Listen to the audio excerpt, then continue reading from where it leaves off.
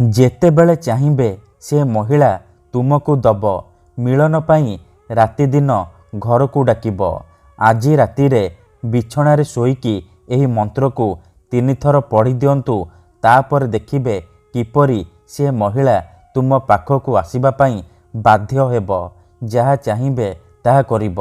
ହଁ ଫ୍ରେଣ୍ଡସ୍, ଯଦି ଆପଣ କେଉଁ ଝିଅକୁ ମନେ ମନେ ଭଲ ପାଉଛନ୍ତି, ପଡ଼ିଶା ଘର ସୁନ୍ଦରୀ ଭାଉଜ ଆଡ଼କୁ ଆକର୍ଷିତ ହେଉଛନ୍ତି, କିନ୍ତୁ ଯେତେ ଚେଷ୍ଟା କଲେ ମଧ୍ୟ ସେ ଝିଅକୁ ପଟେଇ ପାରୁନାହାନ୍ତି, ତାକୁ ନିଜର ମନ କଥା କହିବାକୁ ଡରୁଛନ୍ତି, ଆଉ ଆପଣ ଚାହୁଁଛନ୍ତି କି ସିଏ ନିଜେ ଆସି ଆପଣଙ୍କୁ ଭଲ ପାଉଛି ବୋଲି କହୁ, ପଡ଼ିଶା ଘର ଭାଉଜ ରାତିଦିନ ଘରକୁ ଡାକୁ, ଆପଣଙ୍କର ସବୁ ଇଚ୍ଛା ପୂରଣ କରୁ, ତେବେ ଆଜିର ଏହି ଭିଡ଼ିଓଟି ଆପଣଙ୍କର ଇଚ୍ଛାକୁ ପୂରଣ କରିବ।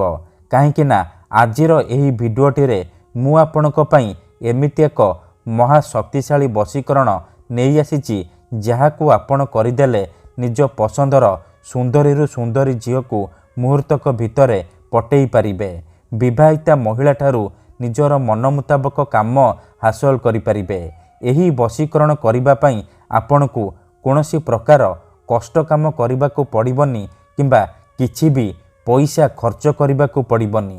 କେବଳ ଯେତେବେଳେ ଆପଣ ରାତିରେ ଶୋଇବା ପାଇଁ ଯିବେ, ନିଜ ବିଛଣାରେ ଶୋଇକି ଏହି ଗୋଟିଏ ମନ୍ତ୍ରକୁ 3 ଥର ପଢ଼ିଦେବେ। ଗ୍ୟାରେଣ୍ଟି ଦେଉଛି, ଯେମିତି ଆପଣ ବିଛଣାରେ ଶୋଇକି ମନ୍ତ୍ରକୁ 3 ଥର ପଢ଼ିବେ, ସେ ଝିଅ ହେଉ ବା ମହିଳା ସେହି ସମୟଠାରୁ ଆପଣଙ୍କ ଆଡ଼କୁ ଆକର୍ଷିତ ହେବାକୁ ଲାଗିବ। ରାତି ଦିନ ଆପଣଙ୍କ କଥା ଭାବିବ। ଯେପର୍ଯ୍ୟନ୍ତ ଆପଣଙ୍କ ପାଖକୁ ଆସିନି, ଆପଣଙ୍କ ସହିତ ସମ୍ପର୍କ ରଖିନି, ସିଏ ଗୋଟେ ମୁହୂର୍ତ୍ତ ବି ରହିପାରିବନି। ନମସ୍କାର ଫ୍ରେଣ୍ଡସ୍, ଓଡ଼ିଆ ଫଣ୍ଡା ଚ୍ୟାନେଲକୁ ଆପଣମାନଙ୍କୁ ସ୍ୱାଗତ। ଆଜିର ଏହି ଭିଡ଼ିଓଟିରେ ମୁଁ ଆପଣଙ୍କୁ ଶିଖେଇବି ଝିଅ ପଟେଇବା ପାଇଁ ବଶୀକରଣ ବିଦ୍ୟା, ନାରୀ ମୋହିନୀ ବଶୀକରଣ ବିଦ୍ୟା, ଯାହାକୁ ପ୍ରୟୋଗ କରି ଆପଣ କେଉଁ ବି କୁଆଁରୀ ଝିଅ ବା ବିବାହିତା ମହିଳାକୁ ମୁହୂର୍ତ୍ତକ ଭିତରେ ନିଜ ବଶରେ କରିପାରିବେ। କିନ୍ତୁ ଏହାକୁ ଆପଣ ଭାବିଚିନ୍ତି ପ୍ରୟୋଗ କରିବେ, କାହିଁକି ନା ଏହି ବଶୀକରଣର କୌଣସି ପ୍ରକାର କାଟ ନାହିଁ। ଯିଏ ବି ଏହାକୁ କରିଛି 100ରୁ 100% ସଫଳ ହେଇଛି। ତେଣୁ ଯଦି ଆପଣ ଝିଅ ପଟେଇବାକୁ ଚାହୁଁଛନ୍ତି, ପଡ଼ିଶା ଘର ଭାଉଜଠାରୁ ନିଜର ମନ ମୁତାବକ କାମ ହାସଲ କରିବାକୁ ଚାହୁଁଛନ୍ତି, ତେବେ ମୋ କଥା ମାନି ଆଜି ରାତିରେ ବିଛଣାରେ ଶୋଇକି ଏହି ମନ୍ତ୍ରକୁ 3 ଥର ପଢ଼ିକି ଦେଖନ୍ତୁ। ଗ୍ୟାରେଣ୍ଟି ଦେଉଛି, ତାପରେ ଦେଖିବେ ଚମତ୍କାର। ଏହି ବଶୀକରଣ ଏତେ ଶକ୍ତିଶାଳୀ କି ଏହାର ପ୍ରୟୋଗରେ ଆପଣ ଶାଶୁ, ନଣନ୍ଦ, ଦିଅର, ଭାଉଜ କାହାକୁ ବି ନିଜ ବଶରେ କରିପାରିବେ। ତାଠାରୁ ନିଜର ମନ ମୁତାବକ କାମ ହାସଲ କରିପାରିବେ। ଏହି ବଶୀକରଣ କରିବା ସବୁଠାରୁ ସହଜ। ଏହାକୁ ଆପଣ କିପରି କରିବେ, କେମିତି କରିବେ, ଏହାର ପ୍ରୟୋଗ ବିଧି କ'ଣ, ମୁଁ ଆପଣଙ୍କୁ ଶିଖେଇବି। ସମ୍ପୂର୍ଣ୍ଣ ପ୍ରୟୋଗ ବିଧି ଠିକ୍ ଭାବରେ ଶିଖେଇବି। ଜାଣିବା ପାଇଁ ମୋର ଆପଣମାନଙ୍କୁ ଅନୁରୋଧ କି ଆପଣ ଭିଡ଼ିଓଟିକୁ ମୂଳରୁ ଶେଷ ପର୍ଯ୍ୟନ୍ତ ପୁରା ଧ୍ୟାନ ସହିତ ଦେଖିବେ, ପ୍ରୟୋଗ ବିଧିକୁ ଠିକ୍ ଭାବରେ ବୁଝିବେ, ତାପରେ ଆପଣ ବଶୀକରଣ କରିବା ପାଇଁ ଯିବେ।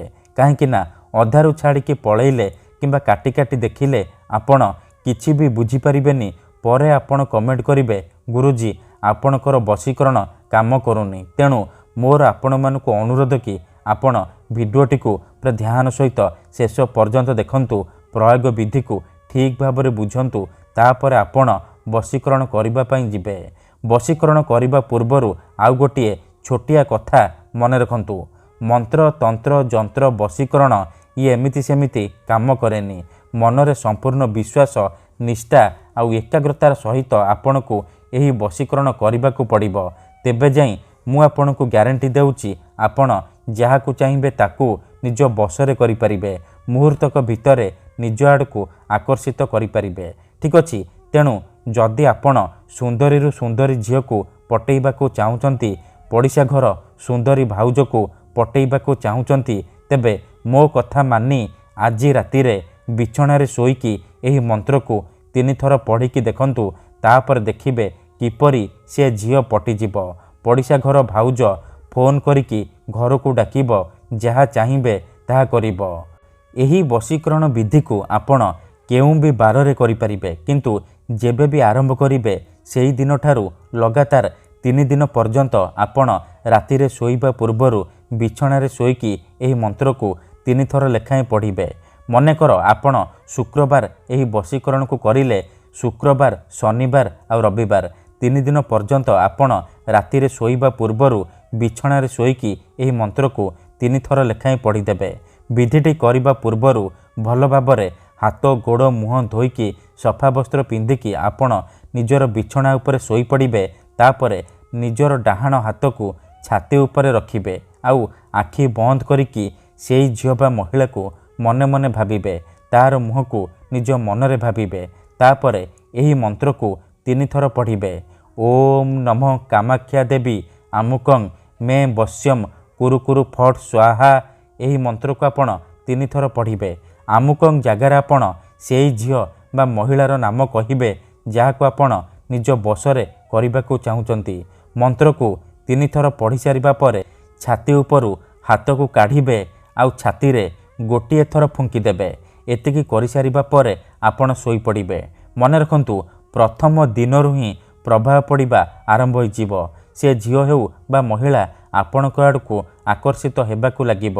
किंतु मन रखंतु एही विधि को आपण अधारु छाड़िबेनी। लगातार 3 दिन पर्यंत रातिरे शोइबा पूर्वरु बिछणारे शोइकी एही मंत्र को 3 थर लेखाएं पढ़िदेबे।